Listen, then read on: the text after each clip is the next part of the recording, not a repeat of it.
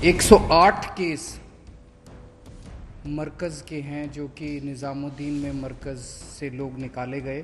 259 patients मरकज़ वाले हैं। 1445 cases, they are related to Tablighi Jamaat confirmed cases. लगभग 29.8% केसेस निज़ामुद्दीन मरकज़ क्लस्टर से सिंगल सोर्स से संबंधित पाए गए हैं।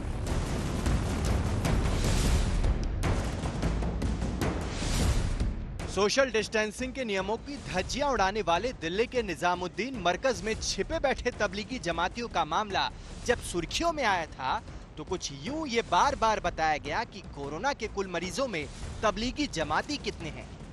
शुरुआत में ये प्रोफाइलिंग भले एक जानकारी के तौर पर सामने रखी गई हो, लेकिन बाद में ये सब कुछ कोरोना में मजहब तलाशने की बहस में तब्दील हो गया। ऐसे में प्रधानमंत्री नरेंद्र मोदी की एक नसीहत अहम हो गई है। उन्होंने कहा है कि कोविड-19 हमला करने से पहले न नस्ल देखता है, न मजहब, न रंग, न जाति, न भाषा और न सरहद। इसलिए हमारे जवाब और व्यवहार में एकता और भाईचारा हो। इस समय हम एक रहें।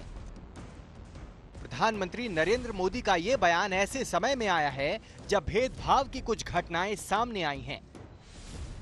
यूपी के मेरठ में कैंसर अस्पताल के मालिकों पर केस दर्ज हुआ क्योंकि अस्पताल में नोटिस लगा था कि मुसलमानों का इलाज तभी होगा जब वो कोरोना नेगेटिव होने की रिपोर्ट देंगे।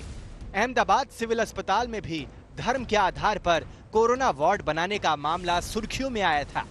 तो उधर कई रेजिडेंशियल सोसाइटीज में सब्जी और फल वालों को मजहब पूछकर घुसने देने का आरोप लगा। वैसे भेदभाव के मामले हैं तो दूसरी ओर ऐसे भी कई मामले हैं जब धर्म की आड़ लेकर सोशल डिस्टेंसिंग का मखौल उड़ाया गया और यहां तक कि कोरोना के लक्षण छुपाने की कोशिशें हुई हैं, जिसके नतीजे के तौर पर कोरोना का विस्तार तेजी से हुआ है। पिछले एक दिन में यूपी के देवबंद इलाके में 35 कोरोना पॉजिटिव मरीज पाए गए हैं।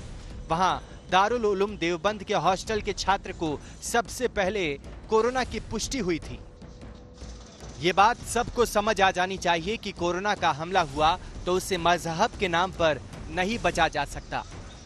जो लोग हिंदू और मुसलमान के बीच में नफरत फैलाने की कोशिश करते हैं वो केवल प्रकृति के खिलाफ काम नहीं कर रहे, वो भारत के साथ भी गद्दारी कर रहे हैं, देश के साथ भी गद्दारी कर रहे हैं।